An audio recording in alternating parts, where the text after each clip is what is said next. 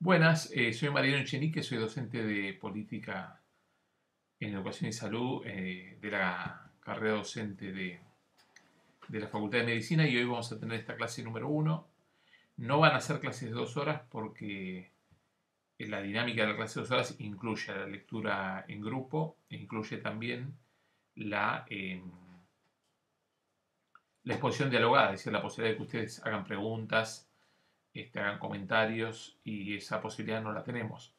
Quizá después hagamos algún Zoom, pero en principio arrancaremos con clases más que nada expositivas donde yo voy a desarrollar un poco los temas centrales que tienen que ver con los contenidos de la materia. El profesor Luis Alberto Romero, de la Facultad de Filosofía y Letras, que es donde yo hice la licenciatura en educación, yo después hice el doctorado en La Plata, arrancaba siempre sus clases con una frase que era primero la devoción, después la obligación. Y al lado ponía en el pizarrón otra frase que era primero la obligación y después la diversión. ¿Qué buscaba mostrar con esas dos frases? Fundamentalmente el sentido común de la sociedad. Es decir, en una época se decía mucho una frase, en otra época se decía mucho la otra. Y básicamente ese cambio de paradigma en la sociedad tiene que ver con el paso de un orden social al otro. Él acuñó un término para referirse a esa transición, que es la transición del orden cristiano feudal al orden de la sociedad moderna, que no fue inmediatamente capitalista, pero que tendió a ser capitalista en el siglo XIX. Fundamentalmente, ¿qué era el orden cristiano feudal? La idea de esta materia no es que ustedes se conviertan en historiadores sociales, ni en historiadores de educación, ni en expertos en políticas educativas, ni en expertos, perdón por usar el genérico masculino, expertos y expertas en estas cuestiones o en políticas sanitarias, sino que tengan un pantallazo de el contexto en el cual se fueron dando las normas. Porque si nosotros abordamos las normas sin contar el contexto y sin darles un marco que nos permite interpretarlas, evidentemente parece que estuviéramos enseñando de memoria una serie de normas que cayeron del cielo o fueron sancionadas por circunstancias y no por un contexto más grande que las explique. De manera que, bueno, partimos de explicar un poquito lo que es el orden cristiano feudal. Yo no voy a usar PowerPoint, sino que voy a usar papelitos para algunas cuestiones. Siempre nos hacían esta división en el orden cristiano feudal, que es el orden previo a la Revolución Francesa. La sociedad era vista como un conjunto que tenía fundamentalmente tres sectores.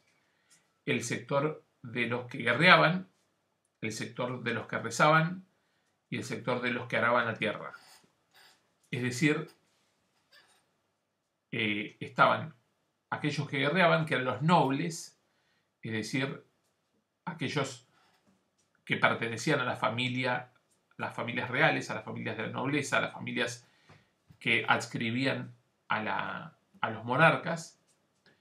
Después estaban los que rezaban, que eran obviamente los sacerdotes, los que integraban la Iglesia Católica, y bueno, también la Iglesia Anglicana, y finalmente los que araban la tierra, los que cultivaban y los que cosechaban, que eran los campesinos. Por un proceso bastante complejo, que no es la idea de desarrollarlo aquí, pero que está en los libros de historia social moderna, el intercambio económico producto de los excedentes fue generando que crezcan los burgos, es decir, las ciudades donde se concentraban los comerciantes y los nuevos actores de la sociedad justamente burguesa.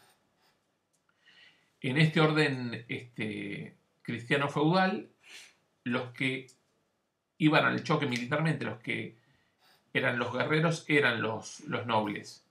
Es decir, la idea del ejército popular, del ejército integrado a partir de las levas, es decir, de levantar a la población que no es militar, digamos, a la población civil, normalmente los varones a partir de cierta edad, relativamente jóvenes, es una idea que viene después, viene con Napoleón. Por entonces, en el orden cristiano feudal, los que hacían la guerra eran los nobles, que a su vez peleaban con formaciones militares de otros monarcas. Por el control, obviamente, del territorio, que implicaba el control sobre los siervos de la tierra, que eran los que cultivaban, sobre el excedente que se iba produciendo lentamente de esa economía campesina. Y finalmente estaba la iglesia, que era una institución muy importante, no solamente porque la legitimidad del rey se derivaba de ser elegido por Dios, esa era la creencia de la época, sino que también la iglesia concentraba dos misiones aparentemente bastante contrapuestas. Por una parte, la misión de ser la única institución a la cual podía acceder aquel que no era noble, es decir, para ser guerrero, para ser funcionario de la corona, había que tener cuna. En cambio, a la iglesia podía entrar cualquier hijo de campesino y convertirse en sacerdote y después, eventualmente, tener mayores jerarquías dentro de la iglesia. Esto no era así en el caso de la nobleza, donde se pertenecía por cuna. Y por otra parte, la iglesia, aparte de tener este carácter amplio, concentraba la función de la educación en el nivel más elaborado. Es decir, los que accedían a la lectoescritura, a la comprensión de un texto, eran normalmente los nobles y los sacerdotes. Se leía en voz alta, se transmitían conocimientos básicos de evangelización a la población y había una pequeña élite que podía estudiar más allá de ese umbral. Pero los medios eran muy rudimentarios en el sentido que la popularización del libro tardaría bastante en llegar como medio de masificar posibilidades de acceso a la lectura y a la escritura. En este contexto nos podemos preguntar quiénes enseñaban y quiénes estudiaban.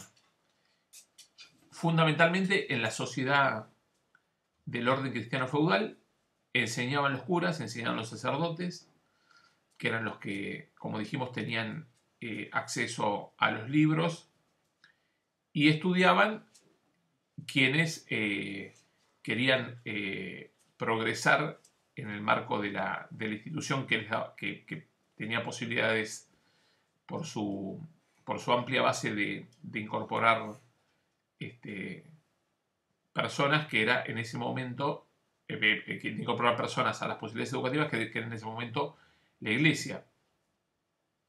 Y por supuesto los nobles estaban incluidos en esa posibilidad. La posibilidad de atesorar libros estaba muy concentrada en la nobleza y en la iglesia fundamentalmente. Bueno, habíamos dicho el desarrollo de los excedentes del comercio agrícola, generó el surgimiento de los burgos, el surgimiento de las ciudades, el surgimiento de los comerciantes, la formación de lo que hoy llamaríamos una clase media, que en realidad, bueno, en la época se le decía burguesía por mucho tiempo. Esa burguesía va a tratar de tener participación en la vida pública. Básicamente era una burguesía que estaba excluida del poder político, que por ley divina estaba reservado a los reyes, a las monarquías, y estaba sin representación política, aunque en el caso de la corona inglesa, tempranamente los ingleses, que son adelantados en muchas áreas, como todo el mundo sabe, habían previsto la creación del Parlamento como un organismo donde tengan la representación los nuevos sectores junto con la monarquía. Pero bueno, el gran momento de cambio de este orden cristero feudal se produce justamente con la Revolución Francesa.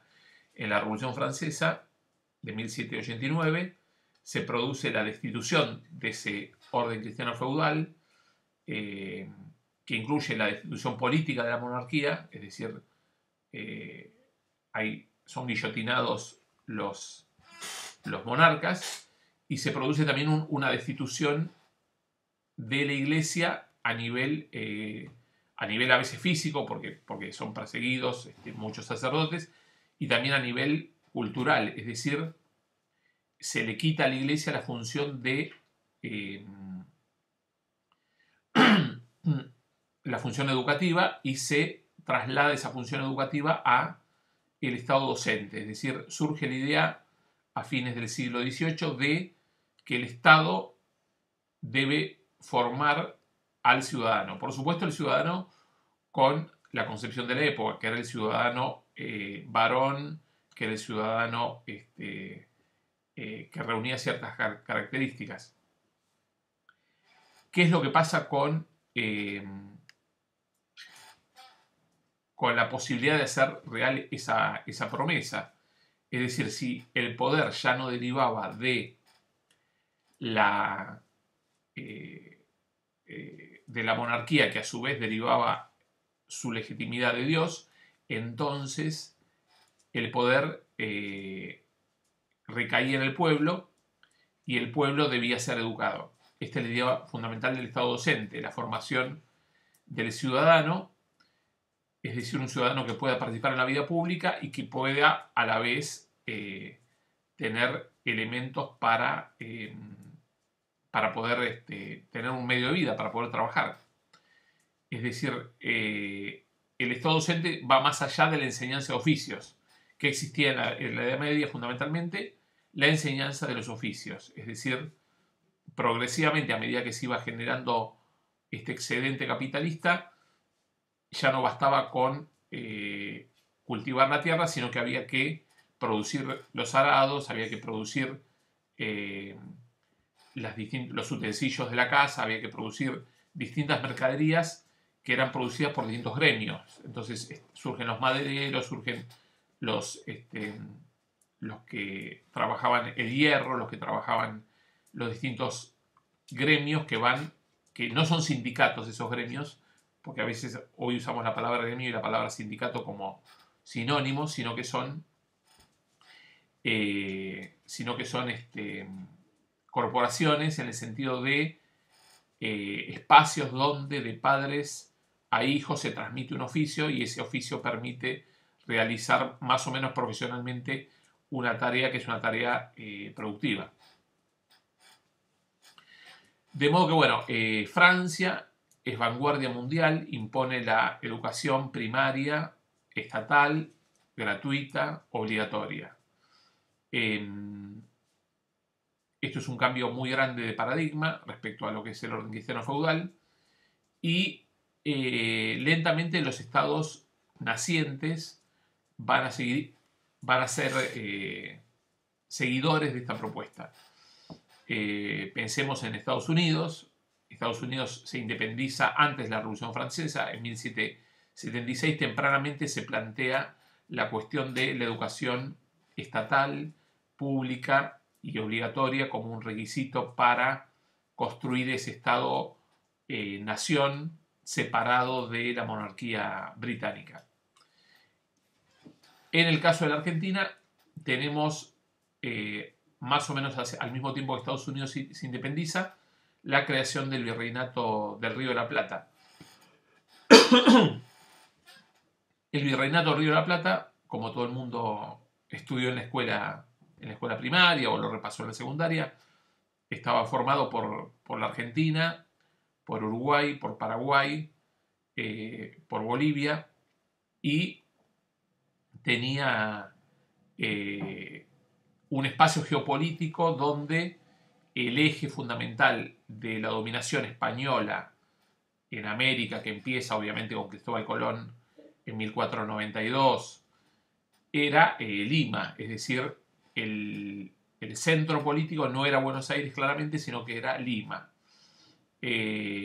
Básicamente porque el territorio con mayor población, con mayor desarrollo cultural y con una proyección estratégica en ese momento más importante por estar más cerca de Europa, era el territorio de lo que hoy es Perú, básicamente por los incas. Los incas fueron justamente también los mayas y los aztecas, pero los incas particularmente tenían formas educativas, por ejemplo, bastante interesantes, que bueno, no es la idea de esta clase desarrollar puntualmente la educación en el periodo precolombino, pero sí dar una idea de que ya existían espacios educativos en los pueblos originarios. ¿Qué es lo que va a pasar a partir de la creación del Virreinato del Río de la Plata? Bueno, van a empezar a desarrollarse ciudades, básicamente en la primer etapa del virreinato, la ciudad más importante va a ser Tucumán. Existen otras ciudades que son las famosas cabeceras de las 14 provincias. Pensemos que hoy la Argentina es un estado de 24 provincias, pero fue históricamente un país de 14. Esas 14 provincias eran Buenos Aires, que incluía lo que hoy conocemos como la capital federal, es decir, los dos estados eran uno, Entre Ríos, Corrientes, Santa Fe, Chaco, Santa Fe, Córdoba, Santiago del Estero, Tucumán, Salta, Jujuy, Catamarca, La Rioja, San Juan y San Luis. Esas 14 provincias tenían sus ciudades, sus capitales, y la capital de la provincia de Buenos Aires era Buenos Aires. Y la extensión de la provincia de Buenos Aires era desde San Nicolás de los Arroyos, es decir, el arroyo del medio, que es el que separa hoy también Santa Fe de Buenos Aires, era la división entre Santa Fe y Buenos Aires, pero la provincia de Buenos Aires incluía todo lo que es hoy la Patagonia. Bueno, comienza a desarrollarse el virreinato, comienza a haber en las ciudades más importantes cabildos. ¿Qué eran los cabildos? Básicamente, bueno, primero estaba obviamente el virrey, que lo designaba el rey de España, y por abajo del virrey estaban los cabildos, que eran un poco la autoridad local. ¿Qué hacían estas autoridades locales? Bueno, se ocupaban de las cuestiones básicas de cada comunidad, como puede ser que pase a cierta hora el que repartía la iluminación por las casas, que exista alguna forma de higiene,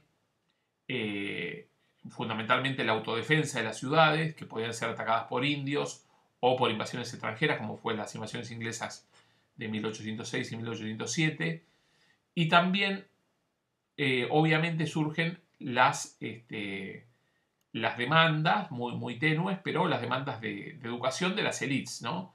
Fundamentalmente, que eran las élites en esa época, los hacendados, es decir, los que tenían ganado.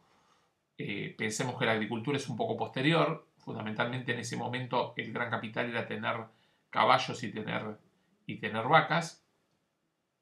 Los comerciantes que podían sacarle a esas vacas el cuero y venderlo, que podían hacer charqui, es decir, carne salada y exportarla. Los sacerdotes, que no solamente cumplían funciones vinculadas con la evangelización de los indios, sino también con la evangelización de los indios, con la celebración de las misas para la población española y criolla, sino también tenían una gran influencia educativa, y obviamente los funcionarios de la corona española, ¿no? Esos eran un poco los sujetos de las élites que podían ir a los cabildos y votar y participar en la vida pública. La Iglesia, bueno, tuvo un ascendiente muy importante en Argentina en cuanto a educación, primero por la creación de la Universidad Nacional de Córdoba, que se crea en 1613. Es la segunda universidad de América Latina después de la Universidad de San Marcos de Lima, Perú. Y la UBA es muy posterior, es más de 200 años posterior, es de 1821, y va a ser la segunda universidad creada por el Estado de la provincia de Buenos Aires. Pero bueno, ahí ya nos estamos adelantando un poco. Entonces, la Iglesia, bueno, va a tener un rol educativo bastante importante, bueno, con las misiones jesuíticas. Después los jesuitas son expulsados porque ven que están controlando el territorio de lo que hoy es la provincia de Misiones, controlándolo en el sentido de control cultural y de desarrollo comunitario, diríamos, usando palabras actuales. Y bueno, vamos al punto de, en Argentina, las primeras escuelas y las primeras universidades. Primeras escuelas. Tenemos el Colegio Nacional de Buenos Aires, que se crea, que no se llama Nacional de Buenos Aires, sino Real Colegio de San Carlos, que es el precursor de lo que hoy conocemos como Colegio Nacional de Buenos Aires. Tenemos el Colegio Montserrat, que hoy es el Colegio Montserrat de la Universidad Nacional de Córdoba. Se van creando colegios para las primeras letras, como se decía entonces, para la enseñanza de la religión, para la enseñanza del latín, para la enseñanza de las matemáticas. En esos colegios se va a ir formando un poco la élite criolla, la élite criolla de Córdoba, la élite criolla del norte del país. Digamos, cuando digo el norte es la Córdoba del Tucumán, que era todo lo que había de Córdoba para arriba, y lo que estaba más cerca de Buenos Aires, obviamente en Buenos Aires.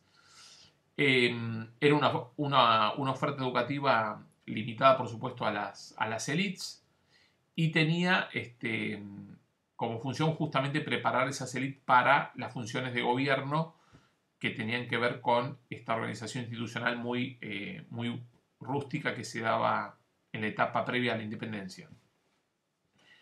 Si vamos ya a la etapa de 1810, bueno, hay un creciente reclamo que tiene que ver con... Hay como dos grandes interpretaciones de independencia nacional. Una, la autoestima nacional después de las invasiones inglesas, la necesidad de que los españoles extrapeninsulares, es decir, los españoles nacidos acá, seamos argentinos y no seamos españoles extrapeninsulares, que son en un estatus siempre sujeto a una autoridad que está a 10.000 kilómetros.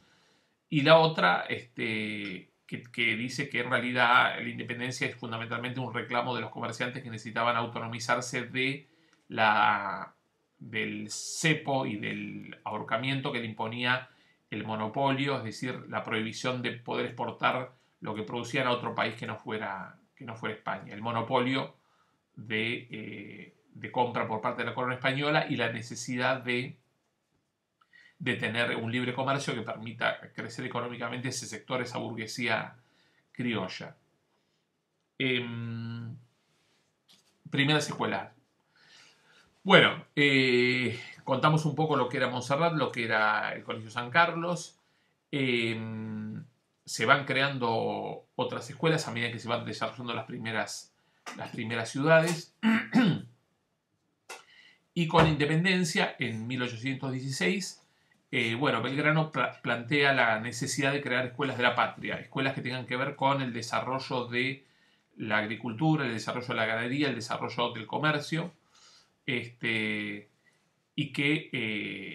a las cuales puedan tener acceso incluso a las mujeres, lo cual es una idea muy avanzada para la época porque pensemos que la mujer estaba excluida prácticamente de todos los planos de la vida pública. Entonces, Belgrano se empieza a interesar por la educación, por el comercio y en particular es de vanguardia en cuanto a plantear la inclusión de la mujer en la escuela pública argentina del precario estado de la primera mitad del siglo XIX. Digo precario estado porque era un estado que fundamentalmente volcaba sus recursos en cuestiones militares. Primero en defenderse de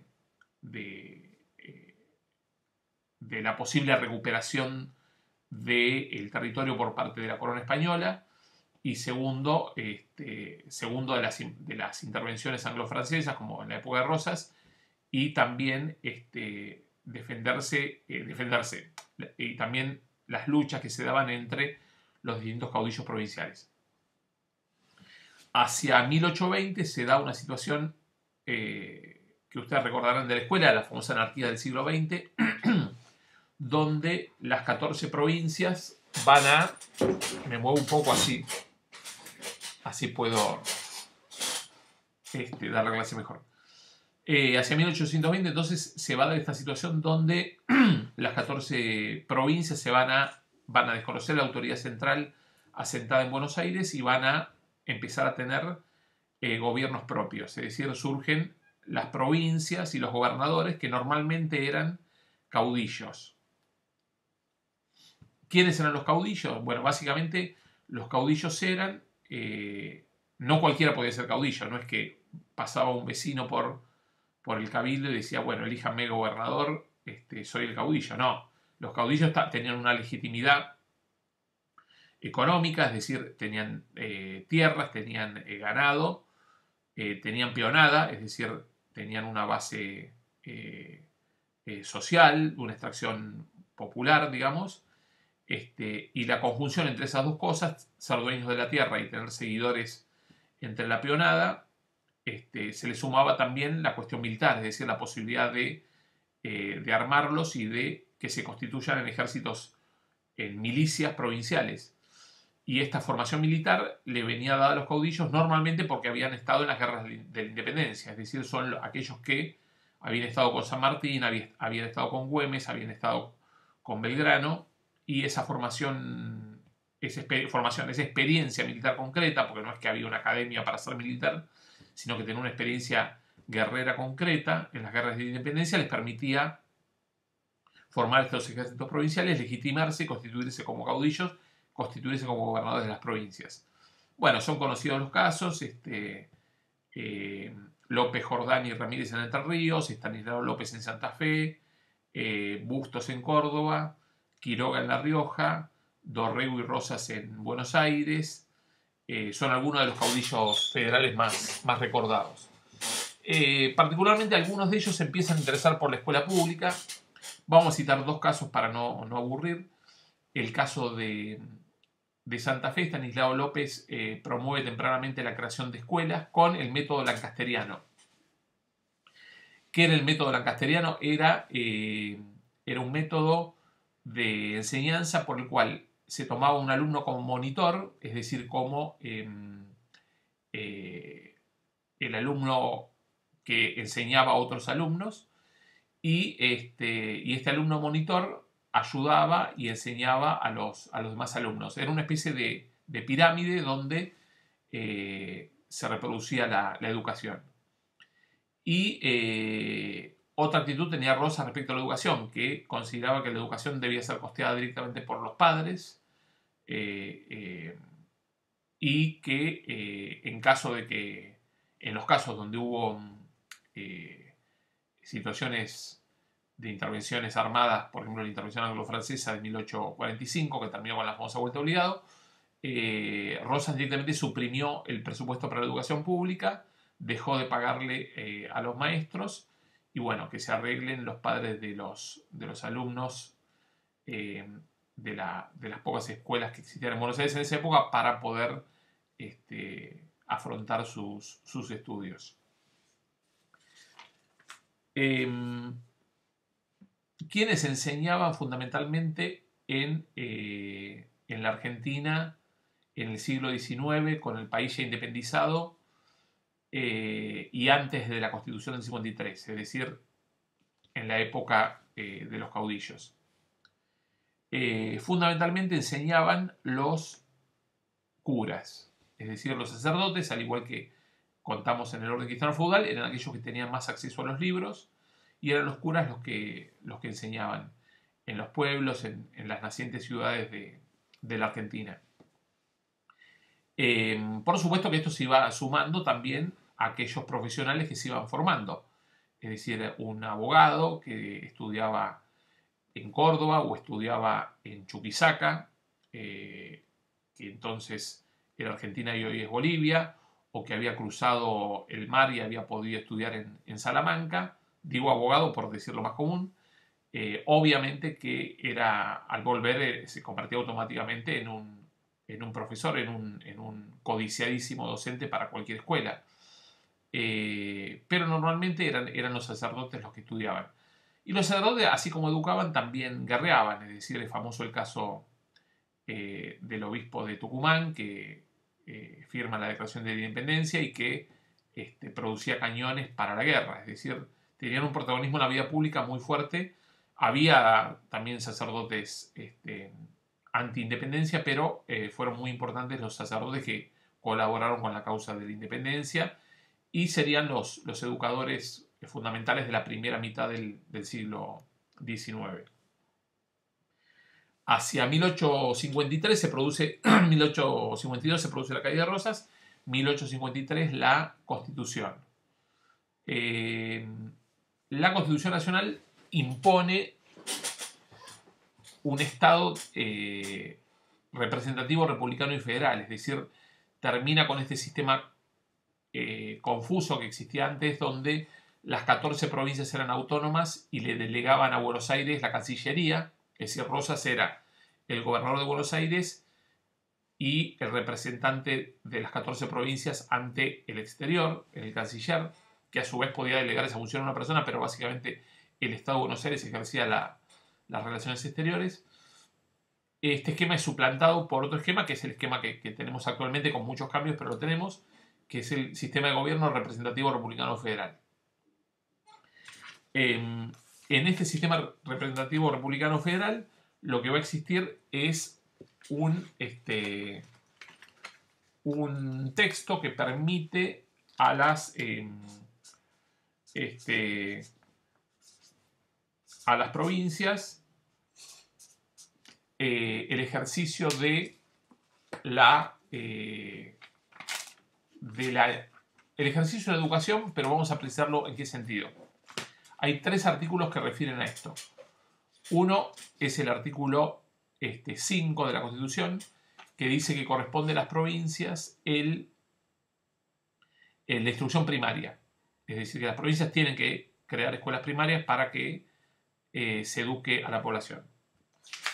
Después tenemos el artículo 14, que dice que existe el derecho de enseñar y aprender, entre otros derechos, el derecho a comerciar, el derecho a expresar libremente, a profesar libremente el culto, el derecho a circular por el país sin aduanas interiores, etc. Pero está el derecho no tanto a la educación, sino el derecho a la enseñanza, es decir, la libertad de enseñanza. ¿Por qué? Básicamente porque ese derecho estaba podía ser puesto en duda. ¿En qué sentido podría ser puesto en duda? Bueno, fundamentalmente porque las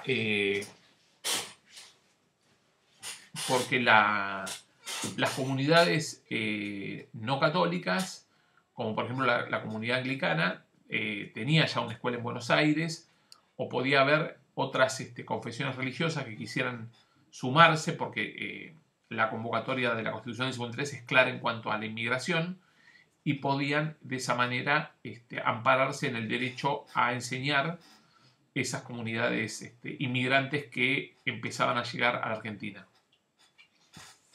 Y por último tenemos el artículo 67, que establece que el Congreso debe dictar planes de instrucción general y universitaria, que eso es bastante controvertido, que se entiende por general y universitaria, pero bueno, la idea es que el Congreso, que no se puede enseñar cualquier cosa, digamos, que hay que enseñar algunas cosas, porque hasta ese entonces era un caos, se enseñaba teología, se enseñaba letra, a leer y escribir, se enseñaba matemática, y después, bueno, estaban los distintos contenidos de la época, pero no existía una pretensión de lo que hoy llamaríamos contenidos básicos comunes en el siglo XX y XXI, sino que era relativamente heterogéneo. Entonces el impone al Congreso que haya una homogeneidad educativa a partir del artículo 67. El Congreso se tiene que ocupar de que se enseñen, de que se dicten planes para la educación. Volvemos al tema primeras universidades y tenemos la creación por parte de habíamos dicho, los caudillos creaban escuelas, el gobernador de la provincia de Buenos Aires, luego presidente Rivadavia, crea en 1821, en realidad lo crea Martín Rodríguez, pero a iniciativa de Rivadavia, el gobernador era Martín Rodríguez, la Universidad de Buenos Aires, que es una universidad provincial.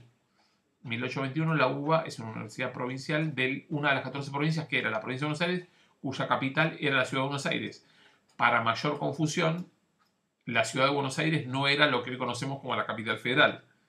Lo que hoy conocemos como la capital federal era la suma de la ciudad de Buenos Aires, que terminaba en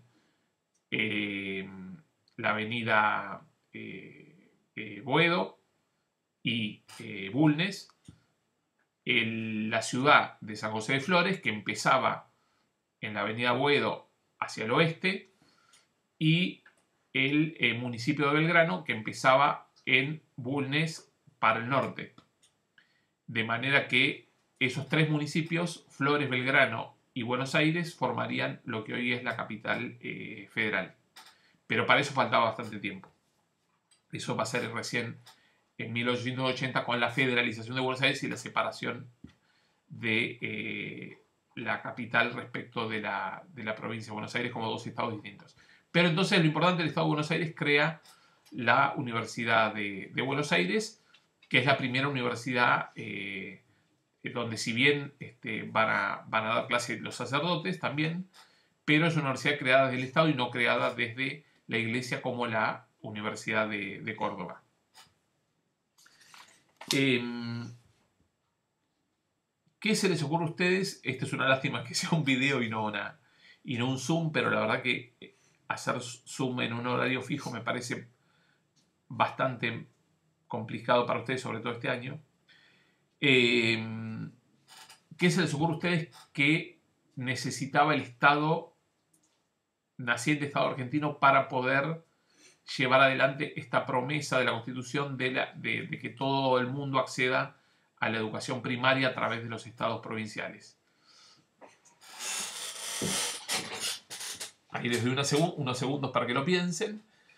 Evidentemente se necesitaban escuelas, eso podían tener recursos las provincias, pero normalmente no las tenían, con lo cual el Estado federal terminaba creando esas escuelas. Pero fundamentalmente necesitaban, imagínense, maestros, porque docentes que enseñan a los chicos, porque el virreinato y después la Confederación Argentina no tenían más que algunos sacerdotes y algunos pocos profesionales dando clase en algunas pocas escuelas. Entonces, fundamentalmente el desafío que plantea la Constitución del 53 y la generación del 37 de Echeverría, de Juan Bautista Alberdi y de Domingo Faustino Sarmiento va a ser la formación docente. La formación docente argentina es un desafío fundamental para poder hacer real la educación primaria de masas. Es decir, Argentina comparte con Chile y Uruguay una novedad respecto a América Latina, que es tempranamente se plantean construir un sistema educativo por lo menos donde las masas digamos, fundamentalmente urbanas, después también se va a extender al medio rural, tengan acceso a la escuela primaria.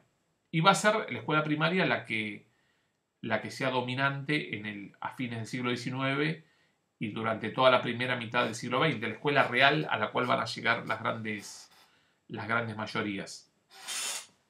Esto está contado, todo este proceso, en un libro muy lindo que, bueno, algún año que no sea este año, ustedes tengan tiempo para leer, que se llama ¿Qué pasó en la educación argentina? De Adriana Puigros. Y ahí entra el protagonista que todos imaginamos, que es Sarmiento. Acá hay un libro muy lindo de Sarmiento que se llama Sarmiento más allá de la educación, de Mauricio Lebedinsky. Este libro lo que va a plantear es un poco la utopía de Sarmiento. ¿Qué va a plantear Sarmiento? Como proyecto, Sarmiento era un gran publicista. Y ahí ustedes van a decir, ¿cómo un gran publicista? Como si lo estuviera degradando en ese sentido.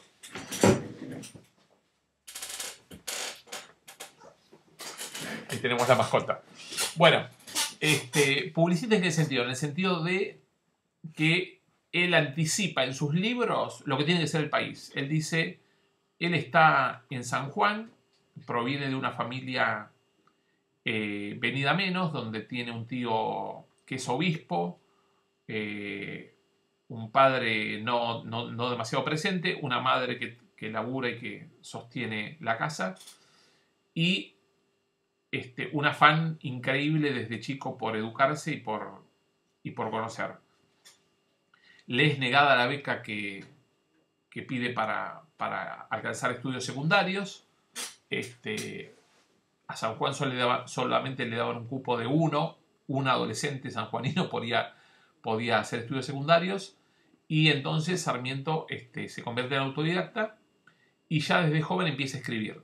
En los libros se convierte en un gran publicista de un país futuro que él imagina a partir de sus lecturas y de las propias convicciones que va forjando, que era un país asentado. Por eso es interesante el libro cuando dice más allá de la educación, porque la gente dice, bueno, Sarmiento construyó escuelas. Sí, pero es una visión bastante corta esa, porque en realidad lo que él va a plantear como publicista es, hay que ir hacia allá.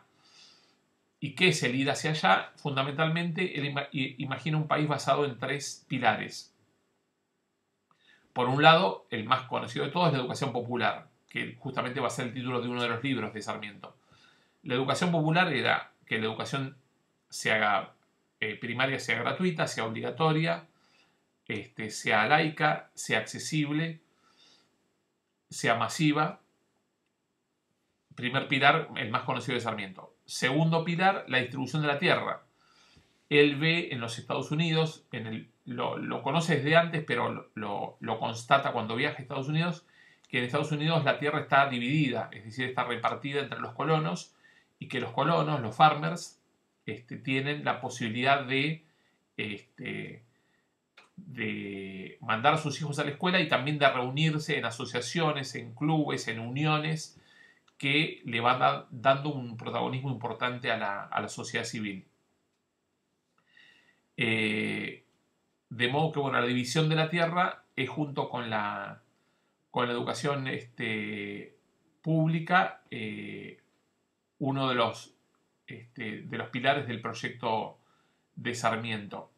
Y el tercero tiene que ver con la inmigración, es decir, con la necesidad que es la parte quizá más polémica de Sarmiento, con la necesidad de imponer un modelo que es el modelo de la civilización frente a la barbarie, y ese modelo solamente se puede imponer culturalmente en la medida en que prevalezca la población inmigrante sobre la población criolla.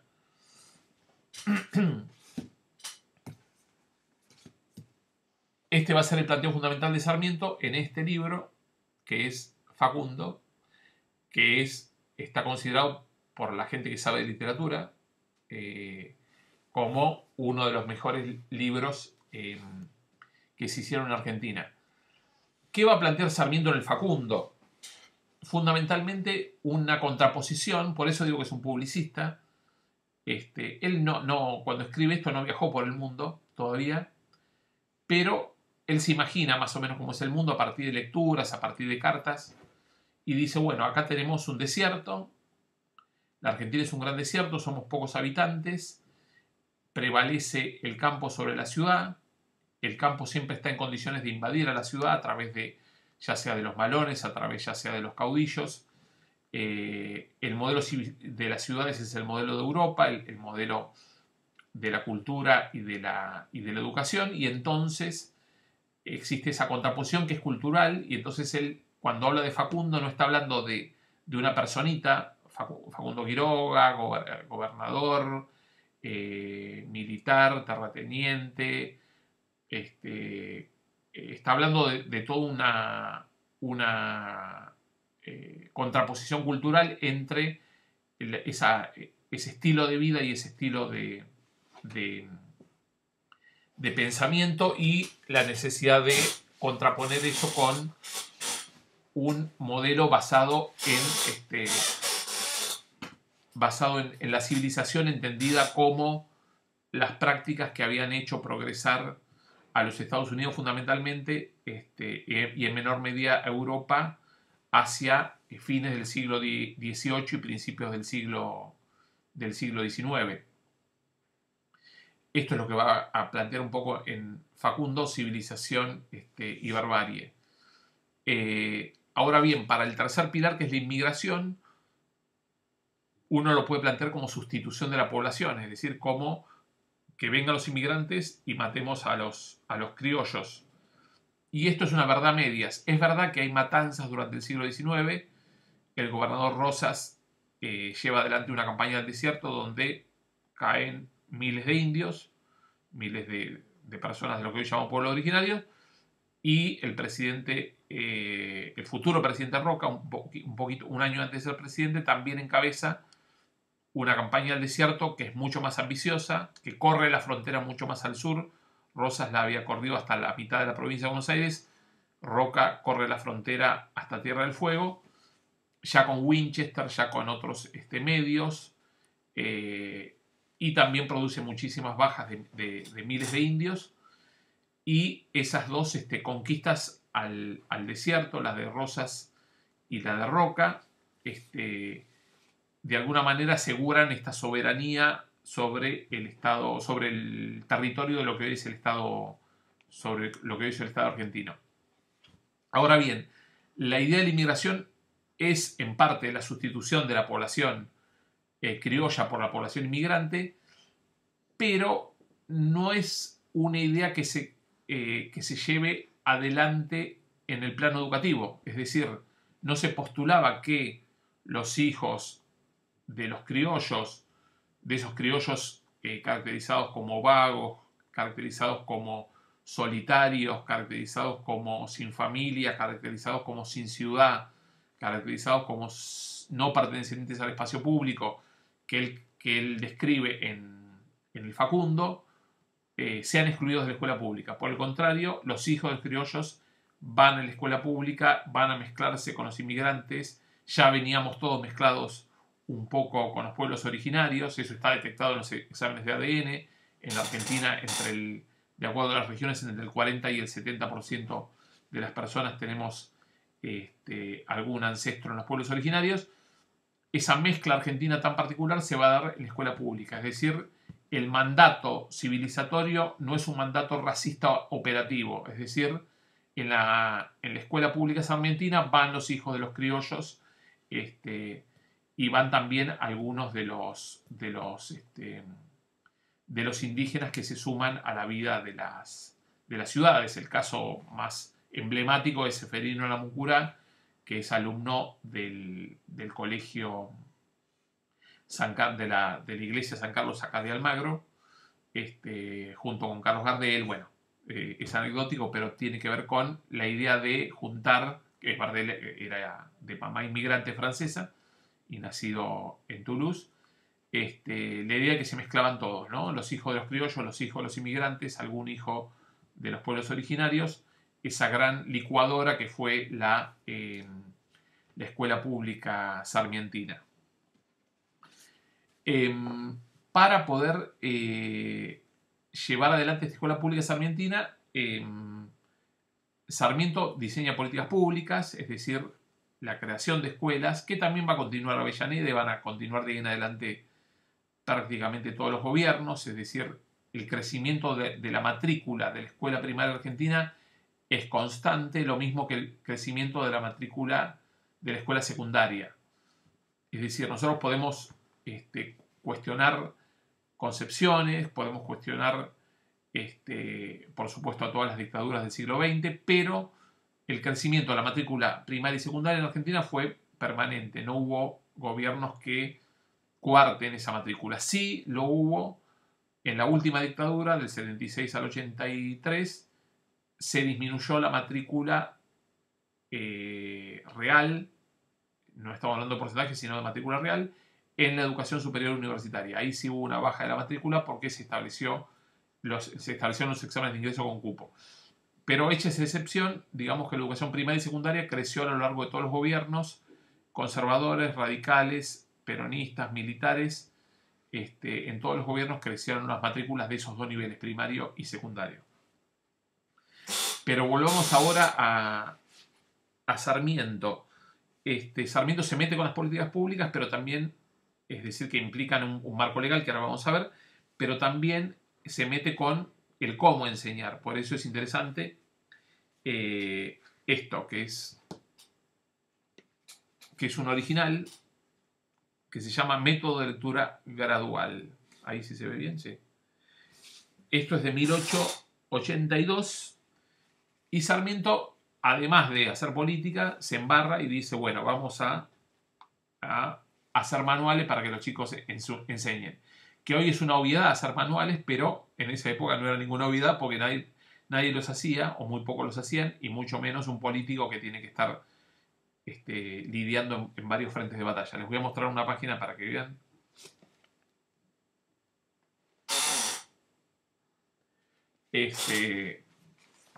Cómo se van enseñando las letras, las sílabas, el silabeo,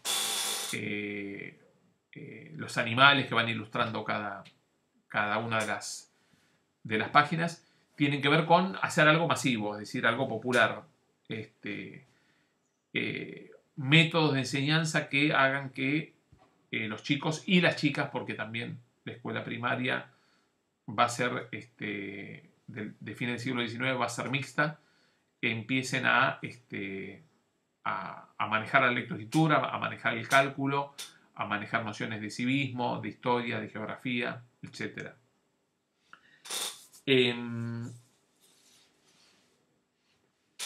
Bueno, gobiernos del siglo, una vez que se establece la Constitución del 53, cae Rosas en el 52, presidencia de Urquiza, empieza a haber una preocupación por la creación de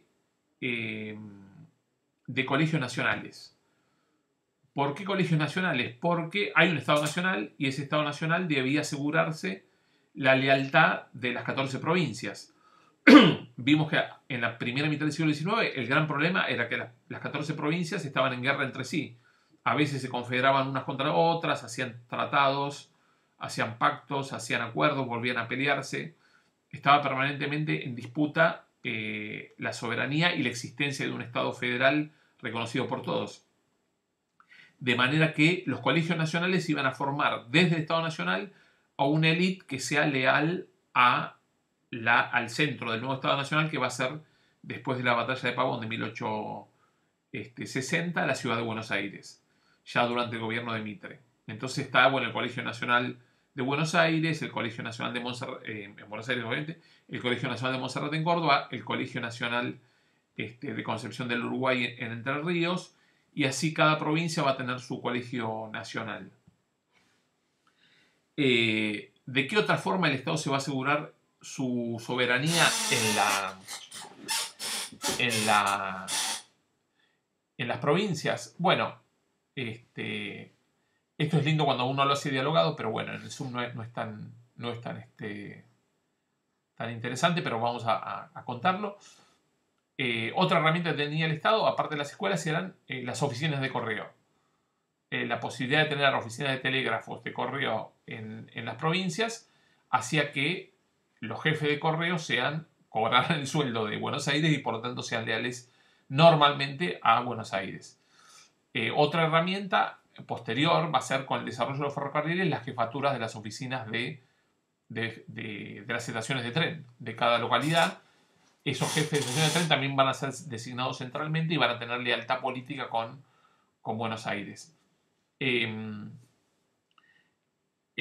manera que ferrocarriles, correo, escuelas, los registros civiles que se van a crear también a partir de 1880, son todas oficinas públicas que van a cimentar la adhesión de las provincias al Estado nacional.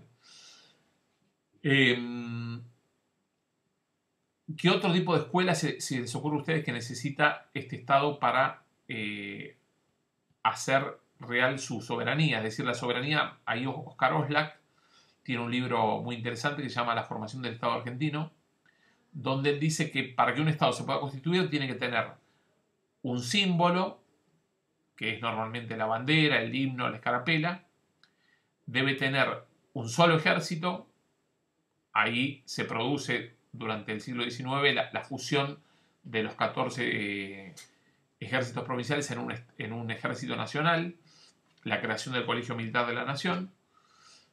Dice Oslak, debe tener plata, ese Estado Nacional.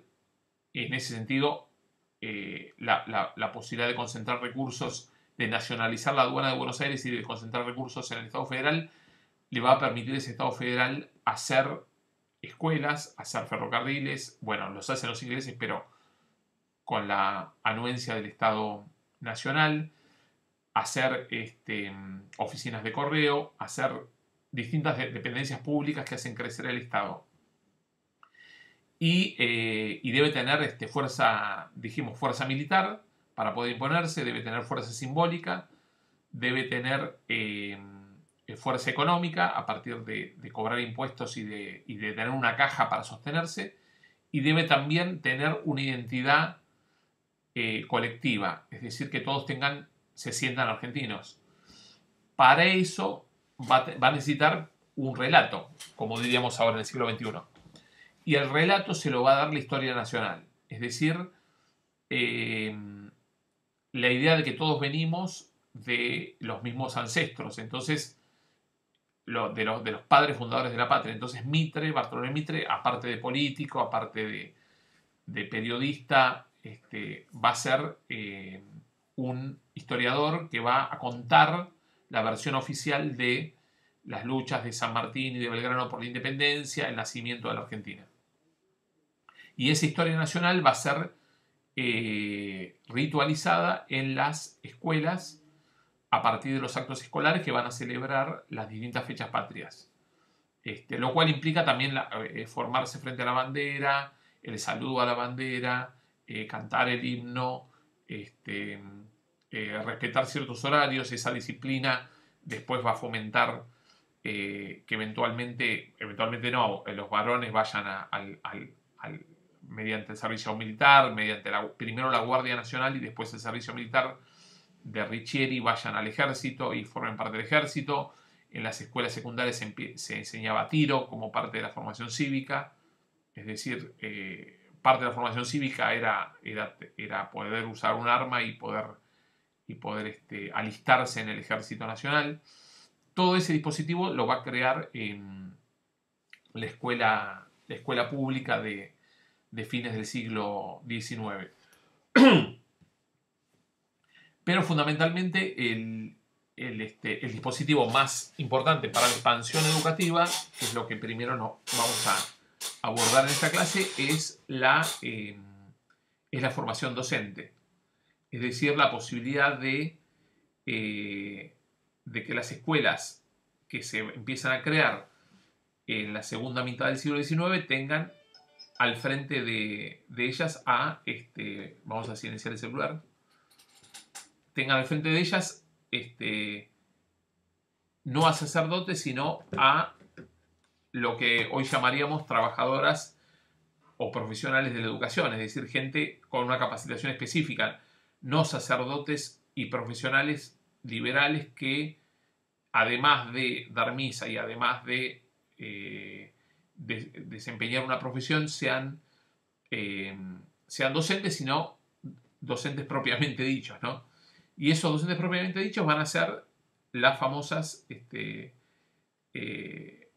maestras sarmientinas, es decir, mujeres. Se consideraba que la mujer estaba más era mejor que el hombre para ser docente, porque los niños, que son los sujetos fundamentales de la escuela primaria, se referenciaban más en la imagen de la madre.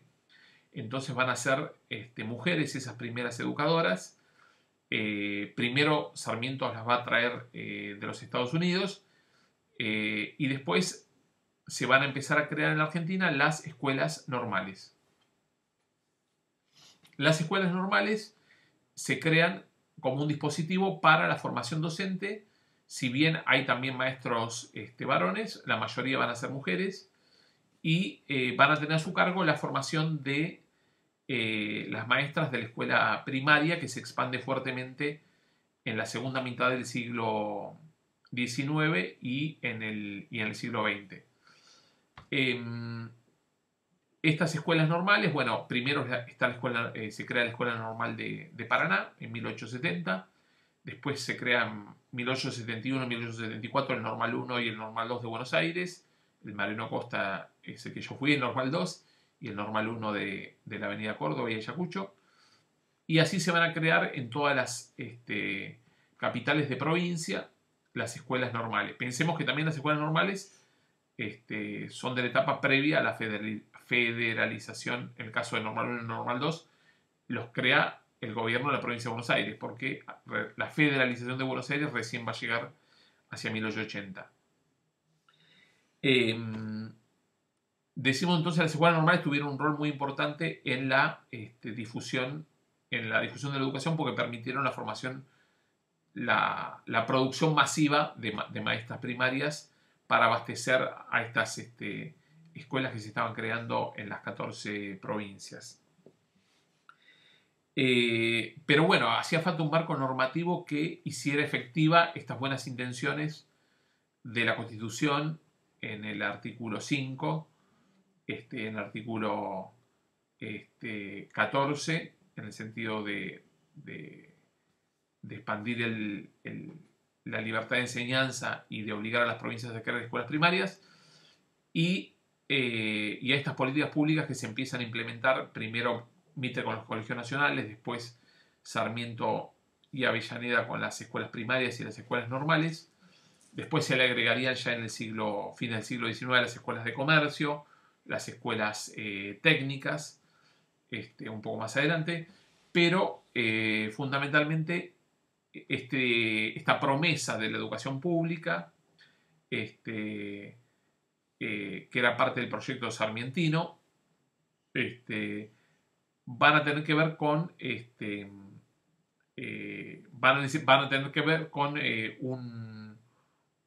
una necesidad de que no quede supeditada a la buena voluntad de los gobiernos, sino que también quede plasmado en una legislación. Y ahí sí llega el debate. Hacia 1882 se convoca un congreso pedagógico. Congreso pedagógico hubo dos en Argentina, el de 1882 y el de 1985-88. El de 1882 fue exclusivamente para un conjunto de 300 especialistas, políticos y pedagogos argentinos y extranjeros que vinieron, en el caso de los extranjeros, a Buenos Aires, que vinieron a debatir sobre cómo debía ser la educación argentina en el futuro. El Congreso Pedagógico de fines del siglo XX, algunos se acordarán, los más añosos de la cursada, era un dispositivo completamente distinto, tenía que ver con la reapertura democrática, fue masivo, participaron, para que se den una idea, 40.000 personas solamente en Capital, se podía votar a partir de los 15 años de edad, en las asambleas de base, que elegían representantes, elaboraban informes, bueno, etc. En el caso del Congreso Pedagógico de 1882 fue un congreso mucho más limitado porque estaba limitado a los especialistas, y de allí surgieron las bases, de ahí también el debate en los medios, en los diarios. Pensemos que en esa época la circulación de la opinión era fundamentalmente a través de la prensa escrita. Decíamos, a través de los medios se llevó a un debate donde participó Sarmiento y otros intelectuales políticos de la época, a un debate entre dos posturas, ¿no? La postura de José María Estrada, de Pedro Goyena y de otros intelectuales identificados con la Iglesia Católica era la necesidad de que, si la Argentina reconocía en su constitución al culto católico, apostólico y romano, y la mayoría de la población era católica, y veníamos de España, país católico, entonces la escuela pública argentina debía ser católica. Y la postura de Sarmiento y de Roca y de buena parte de los políticos liberales de la generación del 80 era diferente. ¿Qué sostenían ellos? No sostenían que la erradicación de la religión de la escuela pública. Sostenían que la religión podía dictarse por los ministros del culto, es decir, no por las maestras normales, sino por los sacerdotes antes o después del horario escolar. Es decir, que la educación religiosa podía tener cabida en la escuela pública, pero no en el horario escolar obligatorio. El Estado no podía imponer creencias religiosas durante el horario escolar obligatorio. De manera que la educación debía ser laica. ¿Por qué debía ser laica la educación? Esto también es más lindo debatirlo en clase que contarlo en un video, pero bueno. Básicamente porque la promesa de la Constitución del 53 era de una apertura de Europa a la Argentina, en el sentido de una inmigración masiva. Y Argentina es, junto con Estados Unidos, los dos países de América que reciben mayor porcentaje de población inmigrante. Es decir, más allá de los volúmenes, el porcentaje de población inmigrante en la Argentina es récord. Son los dos países del mundo que reciben, cuya composición poblacional hacia principios del siglo XX, tomando referencia, por ejemplo, el censo de 1914, es abrumadoramente significativa el porcentaje de población que no es nativa, que nació en otro país que no es el país que están habitando.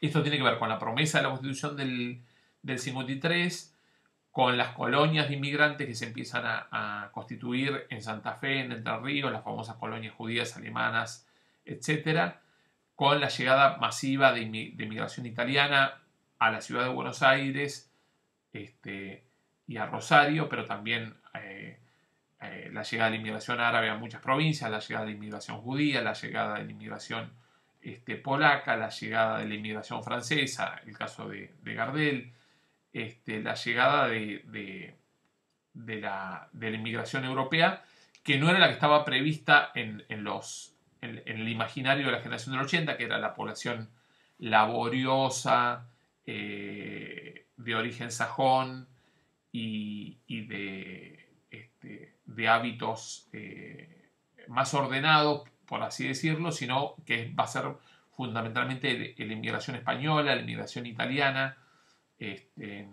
que va a concentrarse en las grandes ciudades y que va a hablar su cocoliche, que va a conservar su costumbre, sus toscanos, que va a dar origen a barrios como el barrio de La Boca, con población mayoritariamente inmigrante genovesa.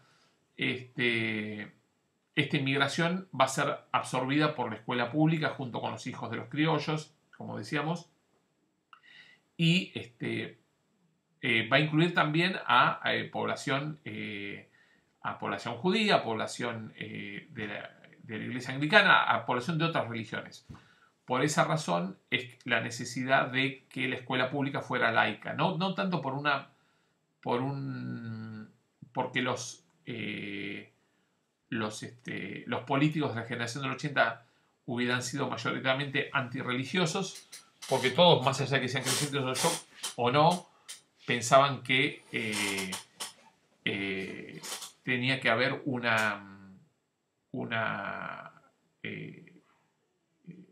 un rol de la religión como ordenadora moral de la sociedad, sino fundamentalmente porque tenían que contemplar la llegada, bastante imaginaria por cierto, porque en realidad la hubo, pero no fue la mayoritaria, de esa población anglicana, por ejemplo, en las escuelas argentinas. De manera que, bueno, el dispositivo que van a encontrar después del Congreso Pedagógico, el Congreso Argentino debatiéndolo, va a ser la Ley 1420, que establece justamente la educación laica, gratuita, la educación primaria, laica, gratuita y obligatoria. Decíamos laica por estas razones, de absorber a una inmigración que no necesariamente era católica. Debía ser gratuita, obviamente, porque era la población de base de la Argentina. Se consideraba que no estaba en condiciones de pagar un arancel para estudiar, sino que debía ser el Estado docente responsable de esa educación primaria para todos. Debía ser obligatoria porque el beneficio que se obtenía de la educación primaria no era un beneficio exclusivo para las familias que accedían a ella, es decir, no era un bien que daba una ventaja diferencial económica, que va a ser la tesis de los neoliberales de fines del siglo XX, sino que va a ser un bien para todos y fundamentalmente para el Estado. Es decir, tener ciudadanos educados va a hacer que los ciudadanos sean más disciplinados, van a hacer que los ciudadanos sean más civilizados, van a hacer que los ciudadanos puedan eventualmente votar, que es la cuestión irresuelta de la época, ¿no?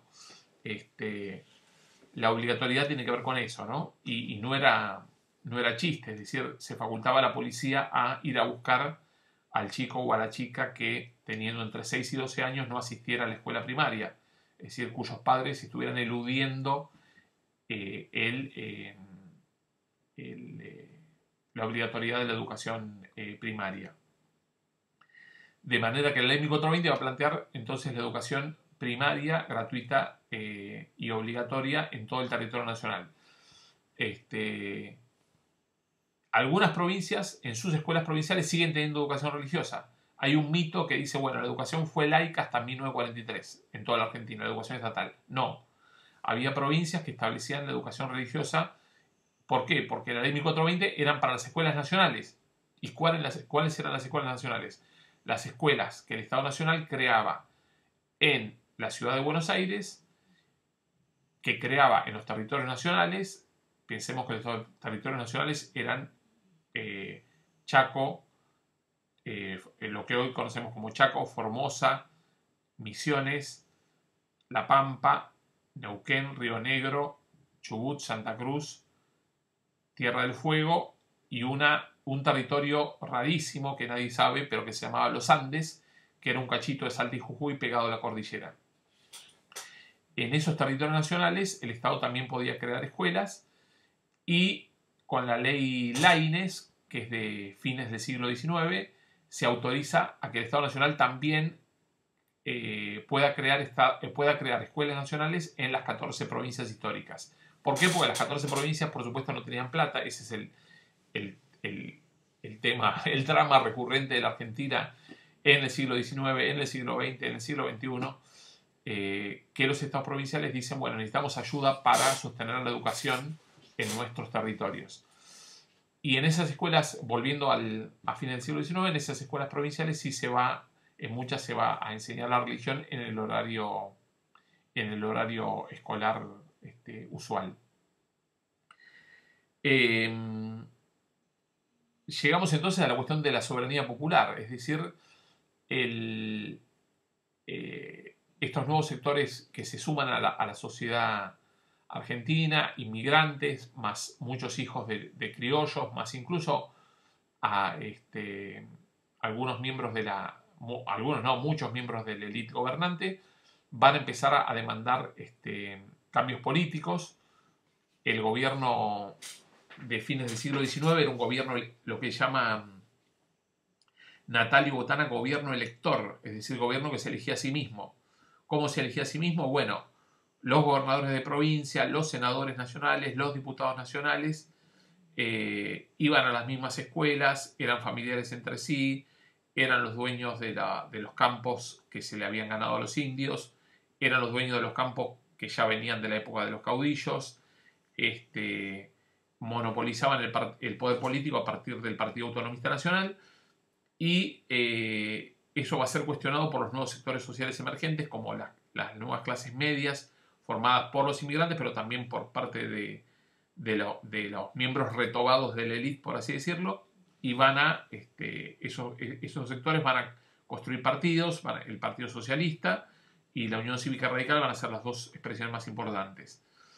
Junto con ello, también muchos de los inmigrantes venidos hacia fines del siglo XIX van a constituir sindicatos y van a optar por posiciones socialistas y fundamentalmente anarquistas de repudio al Estado burgués, pero también de lucha por mejores condiciones de trabajo, por menos horas de trabajo, por menos explotación, por su salario, por sus condiciones de hábitat que eran horrendas, porque bueno, en el medio rural dormían en barracones, digamos, en forma colectiva, en el medio urbano se hacinaban en conventillos, en fin. Va a haber una situación de un caldo social espeso, vamos a decir así, en esa época, y políticamente emerge el radicalismo como la fuerza que puede efectuar un cambio, y llega Irigoyen al poder en 1916, después de 3 revoluciones, 1890, 1893 y 1905, que son 3 revoluciones contra el orden conservador, y reclamando fundamentalmente que la Constitución de 1853 se haga realidad y que la población vote. Es decir, entre 1853 y 1912 el porcentaje de población que votaba era de menos del 1% de la población. En 1912 se establece con la ley Sáenz Peña, después de estas 3 revoluciones y de la lucha fundamentalmente de la UCR, el sistema electoral de sufragio masculino universal obligatorio. Votan los varones mayores de 18 y votan en forma obligatoria y en forma secreta. Es decir, no hay que declarar el voto al entrar a la parroquia, al atrio de las iglesias, que era donde se votaba normalmente, y decir por quién se vota en voz pública, sino que uno entra a un cuarto oscuro, toma un sobre, mete la boleta con el candidato, el presidente Mesa no sabe uno por quién votó, mete el sobre y hay fiscales. Bueno, el dispositivo que tenemos 108 años después tenemos ese dispositivo. El voto, nada más que ampliado a partir de Evita en 1951, a las mujeres, el voto universal, secreto y obligatorio. Y la llegada del irigoyenismo al poder va a plantear un cambio en un nivel del sistema educativo que no venía siendo cuestionado de sus orígenes, que es el nivel de la educación superior.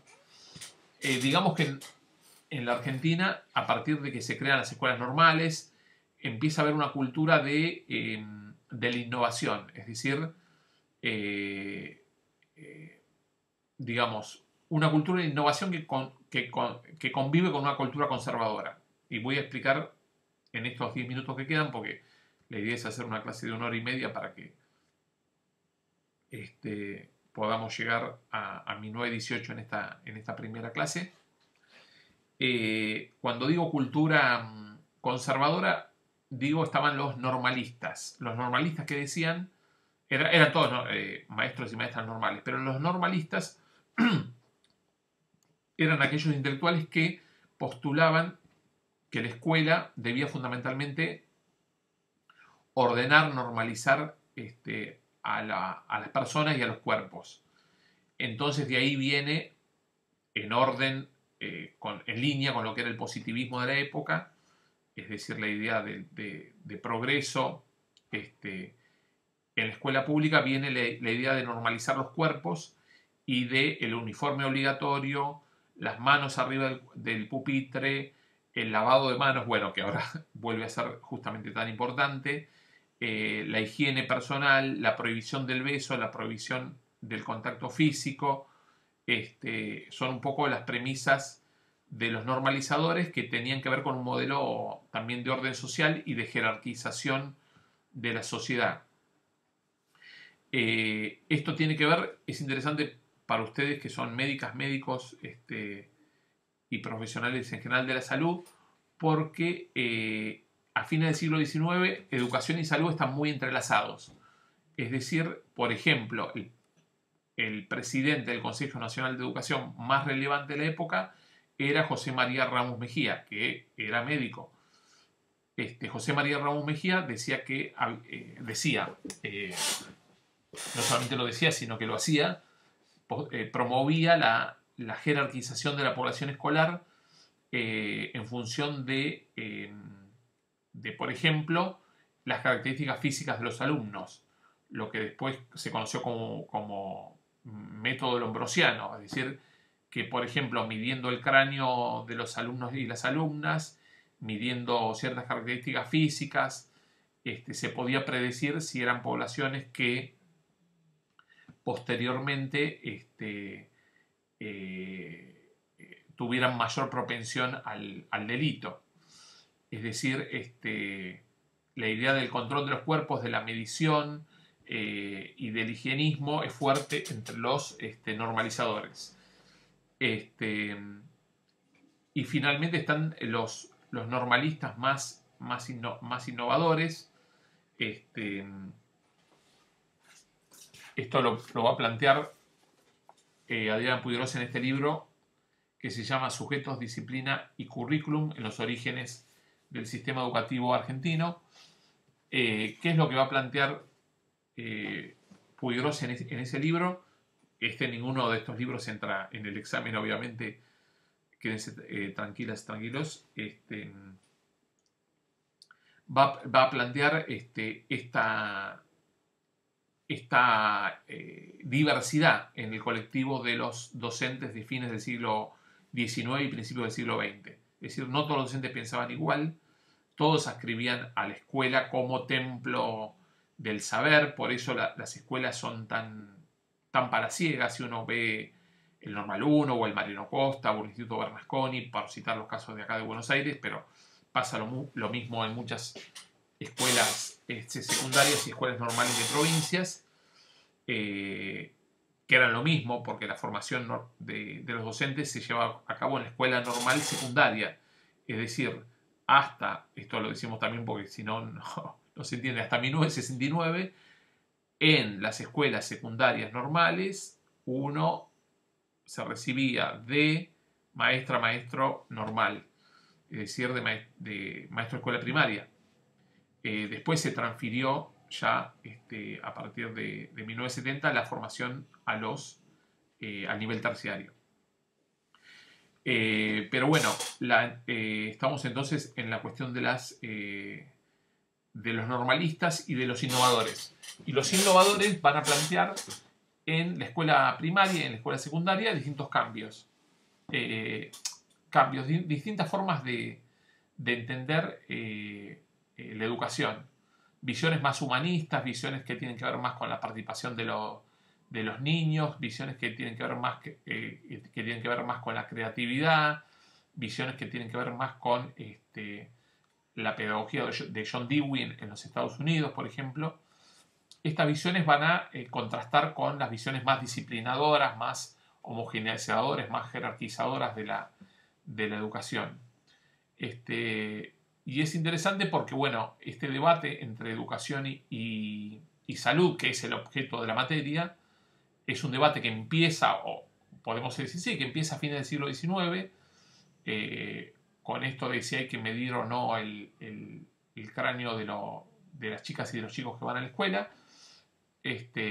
aparte del control del talle y peso, que siempre es útil porque, bueno, sigue siendo útil hoy para ver temas de desnutrición o temas de crecimiento de los alumnos. Pero se va a proyectar en el siglo XX y se va a proyectar y sigue hoy vigente en el siglo XXI. Es decir, cuando hoy estamos discutiendo acerca de los alcances de la educación sexual en las escuelas, estamos discutiendo también sobre la educación, sobre la relación entre la educación y la salud, sobre el rol de las familias y el rol del Estado en la educación y en la salud, sobre cómo se cruzan educación y salud en las escuelas, qué dispositivos debe tener la escuela para ayudar a la mejora de la salud pública y de los sujetos de la educación como sujetos titulares de derechos, que eso es algo que no estaba obviamente en el siglo XIX ni tampoco a principios del siglo XX, pero se empieza a plantear distintas visiones en las escuelas normales acerca de aquellos con una visión más conservadora y aquellos con una visión más de cambios. De decir, bueno, vamos a respetar a los chicos, vamos a respetar sus tiempos, vamos a favorecer la creatividad, vamos a favorecer formas de autogobierno escolar inclusive. Estos debates se van a dar, se forma como una especie de intelectualidad de la educación, no en el sentido de que haya carreras de ciencia de educación que son un poco bastante posteriores, digamos, empieza La Plata hacia los años 20, después sigue Buenos Aires en los años 50, ya del siglo XX, de que haya un lugar donde se estudie la educación en general en la educación universitaria, sino más bien están los maestros deliberando, los maestros y las maestras deliberando cómo deberían ser las escuelas. Y bueno, están los maestros más normalizadores, decíamos, y los más innovadores, pero ese debate no va a llegar a la educación superior hasta 1918. Es decir, hasta 1918 va a prevalecer un modelo universitario basado en la Argentina en 3 universidades. La Universidad de Córdoba, netamente medieval, netamente orientada por la Iglesia, netamente dogmática, con cátedras hereditarias de padre a hijo, sin libertad de cátedra.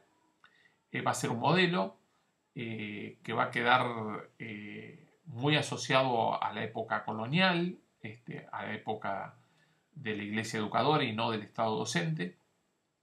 Un segundo modelo, que es la Universidad de La Plata, que se crea junto con la ciudad. Pensemos que La Plata se crea como una ciudad, como una capital de provincia, como una universidad y como un museo de ciencias naturales, todo a la vez, hacia fines del siglo XIX, y ahí va a tener vigencia un modelo más cientificista, más positivista, más de desarrollo de las ciencias exactas y naturales, del desarrollo de la biología, del desarrollo de las ciencias médicas. Justamente hoy en día la Facultad de Ciencias Médicas de La Plata es la que tiene siempre un examen de ingreso más riguroso y es noticia siempre por su examen de ingreso tan despiadado, por así decirlo. Y la Universidad de Buenos Aires, donde era un modelo intermedio, donde no tenía ni la impronta de la Iglesia tan medieval, ni la impronta tan positivista de la Universidad de La Plata.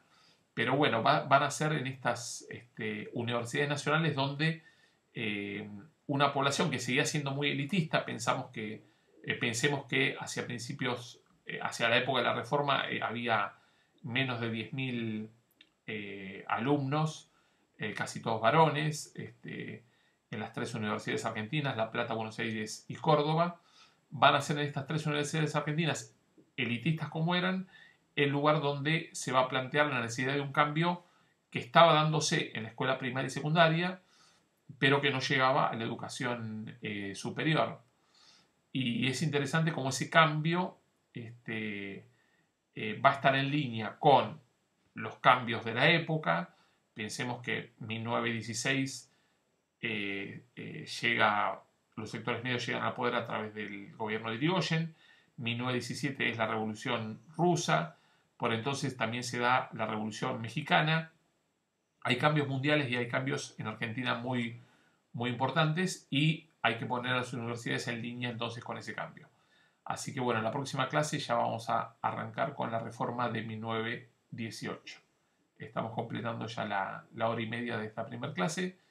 Gracias a todas, a todos por su atención y estén atentos a los mails. Adiós.